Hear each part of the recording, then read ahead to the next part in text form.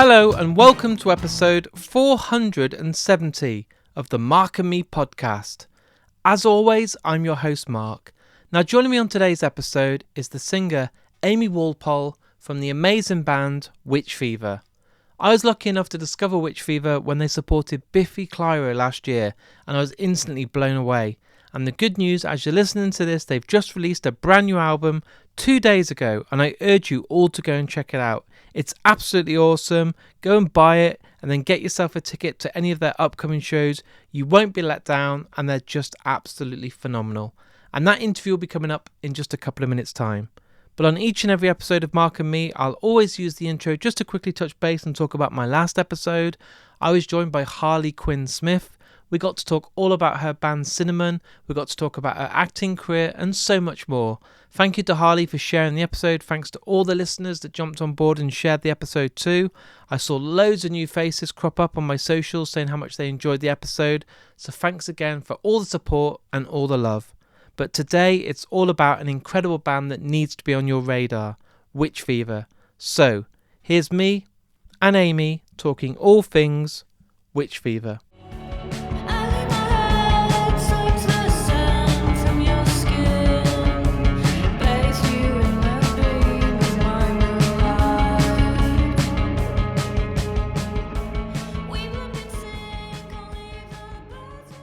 So Amy, welcome to the Mark and Me podcast. Hello.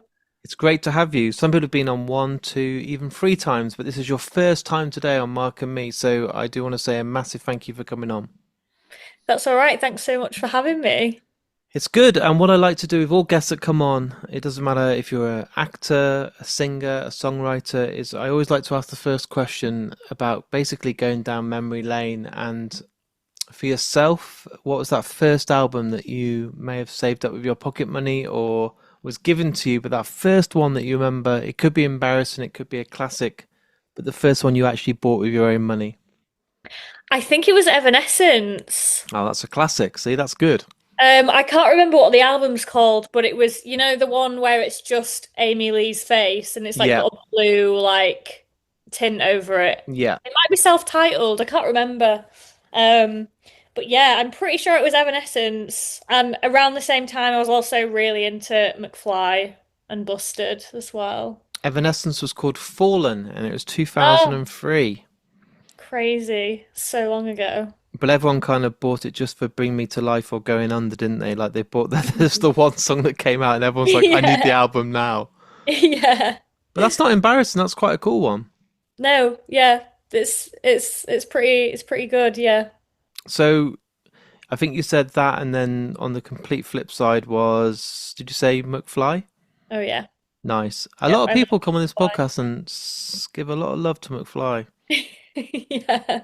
They were my first gig, I think. See, I was just about to ask, what was your first gig? Mine was Green Day on the Dookie tour, so I'm really proud of that one. I'm like, this is awesome. That's But great. That is great. My first gig was McFly. I went with my mum, and then my first I like to say my first proper gig was I think it was Cancer Bats and Trash Talk. see, that's amazing. I absolutely love Cancer Bats. They Yeah. they put on a show. Yeah, they're great. So that is pretty epic. And I suppose, did you come back at that point thinking, I want to be in a band, or was it a bit later on? I'm not sure actually. I think that came later on. I remember just being really excited by it. I remember being scared. It was at the Leeds Cockpit, which that venue's not I was going to not say, what a great venue that was. I know. It was amazing. Yeah, it's not about anymore, unfortunately, but it was Halloween. Everyone was dressed up in some quite questionable outfits. I was only I must have been 14. My dad took me with my friend and her dad, and yeah, it was just absolutely mental. It was so great though. We kind of like, Dad, don't talk to us, don't be embarrassing. I want to have a Yeah, cool night. Meet us at the end, please. yeah. That's a hell of a gig and a hell of a first album. And some people come on and have some really cringy or embarrassing moments. But I think you can safely say that that's a hell of a start for you and great foundations to then hopefully build upon that then must lead to wanting to be in a band yourself. Yeah, for sure, yeah. Can you remember? I don't know the whole. I actually don't know the whole history of your whole musical background. So, were you doing the whole college bands and battle of bands with other stuff and doing covers, or was it straight into Witch Fever? So I started singing when I was a teenager. I actually started in like a church band. So, um, Very different. yeah. So I grew up as part of a charismatic Christian church. Me and my family, we all left when I was 16 because it was just really not a good place to be. But I did join the church band and that was where I started singing basically. And then I had a couple of other bands as well before Witch Fever, like college bands, um, and did a bit of like solo stuff as well. I entered a competition when I was like, I don't know how old I was, must have been about 16. I did sort of like a Battle of the Bands competition in one of the towns near where I lived, and I sang Damien Rice. I haven't heard Damien Rice for years. I can't Everybody remember. had that album. Was it O or whatever? It was like a cardboard CD. It wasn't normal. It was not a plastic Yeah, CD. Everyone had it, or Zero, oh, whatever it's called. But but it's one of his most famous songs it's like so sad. And I think I just depressed everyone in the whole building with it. Yeah, and then just a couple of metal bands before Witch Fever. And then yeah, joined Witch Fever when I was like 19, 20, I think. did you have expectations when you joined Witch Fever? Were you thinking, I want this to be a full-time job, I want this to blow up, or was it just having fun and kind of seeing whatever happened? Just fun. I didn't really have any expectations, honestly. Um, I just sort of really enjoyed it, um, and felt like I was getting a lot out of because I was doing an art degree at the same time, so like everything I was doing was very creative, and I just really appreciated having lots of different outlets, creative outlets to express myself, work through difficult things, that kind of thing, and yeah, and then I just sort of learned through that I just really enjoyed being a front woman, um, and being in a band and writing music, and it just kind of happened really organically. My introduction to finding out about you guys, I wasn't there from the very start, but I went to see Biffy Clyro Mm, in Halifax, and I absolutely adore Biffy. They're one of my favourite bands, and they came on for episode 300. I think Simon Neil is genuinely one of the best British songwriters hmm. of all time. And you guys opened up for them in that incredible, beautiful venue, the Pierce Hall. That must have been already one of the career highlights. It must have been a pinch me moment. It was great, honestly. Biffy, my dad introduced me to Biffy when I was a teenager. I went to see them when I was a teenager. So to then be supporting them and also have my parents come and watch it too it felt like a full circle moment for me. And after we'd played, my agent took me into their green room to just say hi and say thank you. But I'd just come straight off stage and I was in like knickers basically. And I went in and it was Biffy and then all their family and everything. And I just walked straight into the dressing room and I was like, I'm sorry, I'm in my pants. And they were like, it's so fine, don't worry. But they're so lovely. Yeah, one of the most down to earth, humble bands out there, and it's Mm. insane. You know, they headlined Download, they've headlined, I think, Reading, and they deserve all of it. But to open up that show, were you nervous? Were you thinking, fuck me, like my parents are here, we really need to nail this? I I don't think I was that nervous. I The crowd were a little difficult, I will say that. Um I think m most people there were like die-hard Biffy fans and they just wanted Biffy on. Yeah. And Um, I think it was their only gig that year or yeah, something. It was a bit of a yeah. weird one. Like, I don't remember. It was a weird atmosphere, even as a Biffy fan. I remember standing there. It's Mhm. like a weird venue, beautiful, but it was a bit Mhm. like I don't know. I felt like everyone should be having like sandwiches and biscuits and Yeah. like picnics. It was a weird crowd. Yeah, it was one of the more difficult crowds that I've played to. We got a lot of shit as well. We got a lot of hate tweets and stuff, which was just a bit weird, but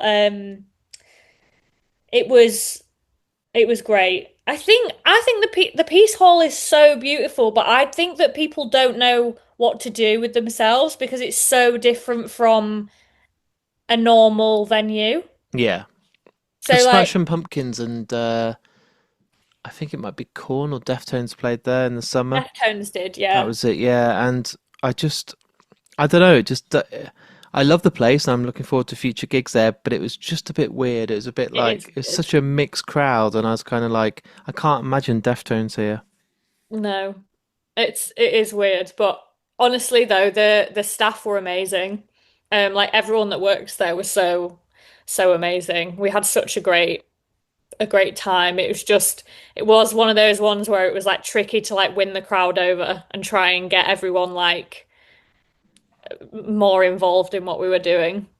But But you've done it, and you've gone yeah. out there, and you can say now that you've played that venue and Hmm. played with Biffy, which is amazing. And it's insane that we're already sitting here about to talk about new music and not your debut, the follow up. So everyone talks about that debut album, everyone talks about bringing out new music and kind of making a mark out there for yourself. And the pressure of a debut album is insane. But not many people give the time and day about how it is to follow it up. And I think that's the pressure. I think everyone expects you to pour your blood and soul into the debut album and leave a moment for everyone to be like, fuck. Hmm. But the pressure that you then leave for yourself to then come back and kind of top it with your next album, I think is the moment that everyone should talk about. You know, Vertigo Abyss with Biffy Clyro, bands like, I'm trying to think in my head off the top of my head, but the follow up album for bands like the bands I listen to, like Hell is for Heroes, 100 Reasons, all the bands that have kind of shaped the music I listen to today. Fever Eaten for you, which isn't out there yet. We've still got to wait a little bit longer. Yeah. How does it feel? Is it scary? Is it like intimidating knowing you want to kind of raise the bar even more? It is scary. Um, we're really happy with the album. We love the album. Um, but it's hard. It's really difficult not to get too bothered about where you are against everyone else, like all your peers, and Yeah, what every other band is doing and how every other band is doing. And especially, I think, with like social media being like the main thing that we have now to promote ourselves, and like there being this pressure to go viral and stuff like that, it's really hard to not like it. It's easy to um not just take a breath and a step back and just appreciate what you've done and love it for what it is rather than thinking like how many clicks did this one get? How many likes did that get? How many listeners do I have on Spotify? And that those numbers um tend now to be markers of like how successful you are. Um that's cruel, I think. So it's a question I ask a lot of people, but the pressure of bringing out yeah. content and here's a single and it's got to be the big one off the album and we need loads of people to listen to it and we need you to have a music video and we need you to have so many likes. And I'm like, maybe I'm old school because I'm 43 years old, but I think a band should just be able to bring out an album that is an album, that flows like an Mhm. album, that reminds me of the bands I listen to, like Soundgarden and Pearl Jam and Nirvana, and listen to bands that didn't really care about having that first single out there to try and get as many people to click like and Hmm. share. And I think the pressure for all new listeners, especially for bands like yourself that are currently out there working your asses off, it must be difficult because it's all about the numbers, isn't it? Which I don't want it to be. I know it has to be because it's a business, but I get scared and worried that bands are so worried about, oh, how many people have shared or liked a post where you're actually just wanting to write songs. Yeah, it is difficult. We thankfully have a social media manager now. It's crazy that like we just have to have one of those because like unfortunately that's just the way the industry is now. Um, we have an amazing social media manager called Olive, and she helps us schedule stuff, and post stuff and things like that. It is still always me that is replying to everyone, and I'm the person that replies to messages, replies to comments. But social media is just so important now that you have to kind of play the game. And there are some bands that don't do it, like Loathe. They're a massive band and they're not present on social media, barely. Um, but I think that if we just dropped off the face of the earth in terms of social media, like it would be very hard for us to find new fans. Because that is the crux of it. You're posting to try and find new fans. But yeah, it is hard. It's the same with the top 40 thing. Like Yeah. our first album got 33 That's in, awesome for a debut, yeah, isn't it? Yeah. amazing, right? So in the overall album charts, we were number 33. And now it's like, well, if we get less than 30, if we get a higher position than 33, does that mean we've failed? It's Yeah, things that's a like weird that. mindset, isn't it? It must be Yeah. a bit tough because you kind of gotta you want to top it, don't you? Yeah. But then it's like, at the end of the day, it's like art, and like we've made it because we enjoy creating. And why are we seeing its worth based on just like a statistic rather than just like, well, we love it, and that's as much as that's what all that we need is for us to love it. And And it's you're nice really that other proud of the people new do. album. You said Yeah. already, you're really excited because you're really happy with the final product. The producer and you, I've read already how well you've worked together. It must have felt like an extra band member. Yeah. Chris Ryan, he's called. He's just so amazing. He's so excited about music, loves production. Um, he just really loves his job. He loves working with people, and we were just, as soon as we met, we were on the same level. Um, Production environments can be quite intimidating sometimes. Um, and it was just like no question was too stupid. We just ended up being like best friends That's immediately. wonderful. That's lovely to hear because Yeah, that's what you want, don't you? You don't want to be in there intimidated when you're laying down a vocal take or you're yeah, recording your guitars or drums because you want to feel, I don't know, like a big family and a celebration in the yeah. studio that you're really able to be creative and there isn't kind of any silly questions because it is still new to you, isn't it? That's with full Mhm. respect. You got a huge future ahead of you, and to be in the studio, you want to probably have no kind of. I don't think there should be any limits. You can do whatever you want. Try a stupid idea, which could turn into the best idea you've ever done. Yeah, exactly. And as much as the album is quite dark, like sonically and thematically, the album is quite dark. But like we had so much fun making it that we really wanted like that joy to still come through and it to be obvious that we just had such a great time Yeah. making it, basically. You also had a great summer. I was at 2000 Trees, so I got to do a acoustic set with Coed in Cambria, which was just mind blowing. Amazing. But also, you were on the same day, and you had Taken Back Sunday, Million Dead, one of my favorite bands out there, Unpeople, Harriet. What an incredible day! What an incredible summer! Amazing festival, and everyone I saw. You talked about some hate from Biffy Clyro fans or from that Mhm. gig. everyone at Trees was like, Witch Fever absolutely killed it. Oh, that's so nice. We love trees so much. Um, it's just the nicest festival. Everyone is just seems so lovely and up for it, and they're just there to have a great time. Yeah, trees is great. It's like one big family. I know I said that about the studio, but it is at 2000 Trees. Like, there's Mhm. no, even the huge bands are just walking around backstage, chilling. There's the wonderful kind of, I don't know, I don't think there's anyone being pretentious. I just think it's a Mm. festival where everyone just kind of lets their hair down. Even when you've got these massive bands like Alexis on Fire and Kneecap, everyone's just there to have fun. And all the crowds aren't like, oh, you can't like this type of music and genre. Everyone's just kind of like, with such a mixed variety. Yeah, I believe you could stick anyone in that band. You could have literally anything, and everyone's like, "Yep, I'm up for that. Let's give it a go." yeah, I agree. It's great. Hopefully, you'll be there again next year or the year after because I like you guys, and it's a great festival. And Yeah. we can't ignore the fact because I've recently just put out an episode with Volbeat, Mhm. which was amazing. And growing up in the 80s and 90s, Bush was a massive band for me. Like 16 Stone was one of the first albums I ever bought with my own money. Gavin Rossdale, I think, is a great frontman.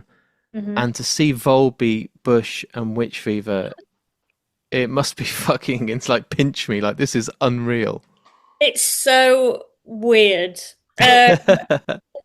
So it was originally Gel on that lineup, you know, that American hardcore band. Yeah, and they pulled out, didn't they? They broken up, so Yeah, they pulled out, and on the day that it was announced they pulled out, our booking agent just got in touch with Volbeat's people, and he was like, "I've got the band to take over that support slot." And after about a week of like, I don't know, waiting to hear an answer, discussing fees, all of that, they were like, "Yeah, fuck it, let's do it." So unreal. yeah, it was as easy as that. I was just like, I um it's just great. Like my dad, I'd not heard much of Volbeat actually, but my dad loves Volbeat and we keep playing with bands that my dad loves. I was going to say, it must be great. He must be like, get me some free tickets, please. Yeah. Yeah, just do it for him. It's really nice. Um but yeah, it's gonna be great, I think. It's so exciting to be playing arenas. Like, because we, Huge. we Yeah. we've done a stadium, so we opened for My Chemical Romance on one of their um oh Sorry. hi. June, stop it. If they do it again, I'll go downstairs. Sorry. June. So you're talking about Volbeat and Yes. doing it for your dad, and Mhm. how great that was, and how excited you are for it. Yeah. So yeah, as I was saying, we opened for My Chemical Romance a few years ago, and that was a stadium. So that's the only time we've done a gig that is as big as what these next ones will be for the next couple of months. And they've nearly sold everything out. We got the ticket sales through a couple of days ago, and they've nearly the whole tour is nearly sold out. It's fucking mental. It really is, and it's going to Um, be every night is going to be such a great night because I think the variety is brilliant. Like you don't yeah. all sound the same. No, we're all very different bands actually, which I love. And it's also going to be really nice to just have a bit of luxury because we've done 10 years of like slumming it and like, What's this like, catering? Wow, yeah, the food's warm, and I haven't got to put a pot noodle in myself. yeah, exactly. So like we've come from like we for the first couple of years we were literally on megabuses, were playing gigs for no fee. We really did start like from the very, very bottom. Um, and this just feels like what we've been working towards is like just feels like it's paying off a little bit because we're going to have just an incredible 2 months. You're going to absolutely love every minute of it and learn so much about it as well. And Volbeat are seasoned pros. Busher, they've been around for like 20, 30 years. And I think it's a great chance to win new fans, you know, to go there. you said about Biffy and, wanted to win fans, but this is not just a one-off. It's not just the only show that Volbeat are doing, and you're a bit worried because you might not, you know, you might clash with them a little bit or not be their fans' favorite. Hmm. But you've got every night to try and see, and there'll Exactly. be people that walk away going, "Fuck me, Witch Fever are amazing. I'm going to go and listen to the album Yeah. Yeah, that's what we're hoping for. and buy It's a like a T-shirt nice and a little, vinyl." Yeah, yeah, yeah, that as well. Please yeah, buy all our merch. yes, Yeah, it's a nice little challenge to just go out every night and like give the best performance and just think like, well, we might walk away with five new fans. We could walk away with like 10,000 new fans. Who knows? yeah. Do you get nervous? Do you think, oh my God, this is going to be quite scary? Because it is big, isn't it? I know you did a stadium with My Chemical Romance, but that's not every day, is it? This No. is a whole, September and October and even into November. It's a lot of dates. It's a lot of shows, and I don't know. I just think I would be like, "Ugh," like arena after arena after arena. I get more nervous about the small shows. There's because we're opening, there's not that much pressure. Like there's always more pressure when you're a headliner. Yeah, Not that I think Volbeat will be nervous at all because they've been this is just their like every day now. yeah. But we yeah, it's I think because when venues are so big and when you're so far away from everyone, sometimes it can just feel like you're in your own world and you can't really feel anyone watching you. And that takes the edge off it a little bit. But in like a small venue, that can be more nerve-wracking. Yeah. But I don't really get that nervous. I'm more nervous about everything around it. Like I'm quite an anxious person in general, so I'm an anxious traveler. Um, so I get more the bit that I am not nervous about is on stage. The So it's the bit that stuff I that's get, not really in your yeah, you've got no control of all the logistics of yeah, traveling and times and venue getting there and all the stuff that is important, but it's you haven't got control over it really. no, yeah. So that's the bit that I get nervous about, not the actual being on stage. Yeah. And with an album coming out, with a massive tour, is it then probably take a bit of time out? Because I think you're going to be burnt out by the end of November with all these dates, promoting an album. It's hectic. It's the craziest winter ever for you guys. Hmm. Yeah, I think we'll definitely have a nice break. Um, Christmas will be like just round the corner then. So yeah, I don't know. I'm hoping to. We'll see. It depends how much money we make. This is the thing. Yeah. Because it's like if we end the tour and we have a bit of money, then I won't go back to work yet and stuff like that. Um, I'll I'll hold out till after Christmas probably and have a nice September, a nice December. Yeah. But Buy merch, people. If you're listening and you're a fan of Bush or you're a fan of Volbeat, go and buy t-shirts at the tour. Go and buy all the vinyls. Don't be harsh. Buy yeah. them because then you can have the whole December off. Yeah, I won't have to go and do bar work. Yeah. Although, to be honest, actually, though, the place that I um have been working at this year, like I actually do love it. So And at Christmas time, everyone's buying loads of drinks. You get loads of tips. But yeah. you'd rather be watching Netflix, chilling out at home. Hell yeah. Yeah. So that sounds really exciting. You've got loads going on with new music coming out. It's weird, isn't it? Because it's been mixed, it's been mastered, it's ready. I always think it must be really tough to kind of sit on it and wait for that release date because you probably just want to hit publish now and let the world hear it. Hmm.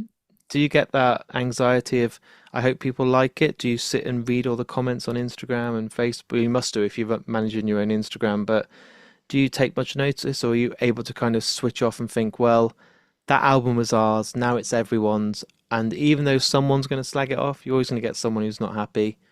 You've just got to enjoy the fact that you've done it. Hmm. I do see like a lot of the comments. When people comment about like how good or bad our music is, I don't I don't care No. because like everyone there's music that I hate that lots of people love and that's just the same for everyone. So like everyone has their own opinion about good and bad music. Um So it doesn't really bother me that much, to be honest. I feel like the most important thing is that we love it at the end of the Yeah, day. Because if we were releasing an album that we didn't love, then, and this is the thing, we have tr really worked hard not to fall into um the trap of being like, well, this one might go viral. This is less likely to go viral. Again, with the social media thing, I think it's easy to write for an algorithm rather than write just because you love it and that feels right, like that's so true. you. And that's dangerous because you don't want to write what you're not feeling or just because No, it should tick a few boxes. exactly. So even if we release the album and it doesn't perform as well as we'd liked, at least we all love it. And I know that I've really put my like heart into it and worked really hard on it. Um, and that at the end of the day is the most important thing, surely. That's wonderful. I can't wait. I've been lucky enough to hear the album. I love it truly. I wouldn't just say that. I thought it's amazing, but it's just waiting for the people to see and listen and hear. And I know there's anxious times ahead because you just got to wait, haven't you? Yeah, exactly. S- We've been sitting on it for a while. Yeah. Amy, what I do on this podcast, and it's my final question for you today, and I ask it to everyone that comes on, Mhm. is you get to choose the last song that's played on the podcast. So as the episode's all edited and ready for the world to listen, there is going to be a song that plays. It's not going to be Witch Fever. I can put snippets in of that. But what's a song, and I am going to put you on the spot, it's a bit cruel, but what's a song that means a lot to you personally? And I've asked this to every guest that's been on, that you want to be played after our interview's edited today. Oh my God, that is so difficult. You might have 20 songs in your head now, right now. I know. Yeah. Let me think.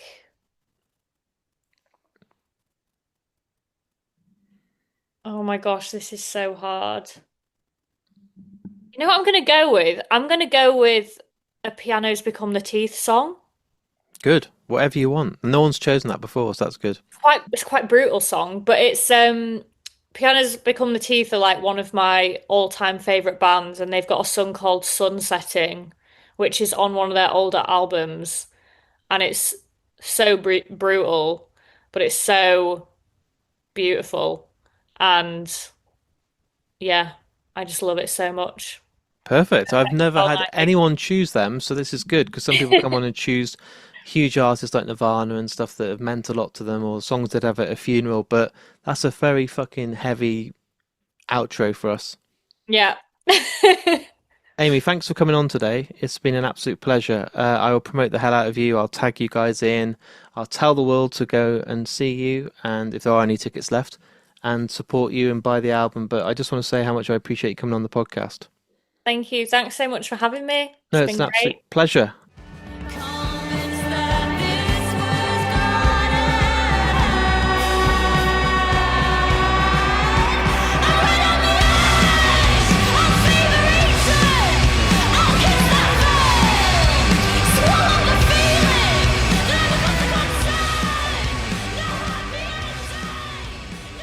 So there's my interview with me and Amy. What a great guest. So open, so honest. I loved her. I think she's great. I can't wait to see how big they get. They're going to get bigger and better. I hope to see them at loads of festivals next year. They're supporting Volbeat and going on tour with Bush on that tour, which is going to be absolutely insane. What a band. Unreal. And like I said at the start of today's interview, their new album came out a couple of days ago. Please go and check it out. You will not be let down. They're just absolutely phenomenal. And if you've enjoyed today's episode, guys, as always, please share this. You can do that on Facebook, Twitter, Instagram, TikTok, whatever social media channels you use. Just take the time to hit that share button. It goes a massive way to promote Mark and me and costs you guys nothing at all at home. I do have a Patreon account, and launching in less than a week is going to be the Lost Tapes, which are exclusive episodes and interviews that will only be heard by people that support me on Patreon. I can't wait for those. They're upcoming and they're going to be huge. So please jump on board on markandme.com, click the Patreon link and sign up and help support this independent podcast. Also, let's give a shout out to the two sponsors of Mark and Me. Firstly, Richer Sounds. If you want to get yourself a brand new TV, projector, anything to do with audio and visual, go on richersounds.com or visit any of their high street stores. And lastly, Vice Press. If you want to get yourself an official licensed print or poster by the best artists in the world, go on vicepress.com, add anything to your basket and use the discount code MarkandMe10 for 10% off. Right, it isn't slowing down anytime soon. You know Mark and Me by now. I try and get you as many interviews as I can as quickly as possible, and it's an absolute huge episode coming up this week. I can't wait for you all to listen to it. So until then, look after yourself, take care, listen to Witch Fever, and I'll speak to you all very soon.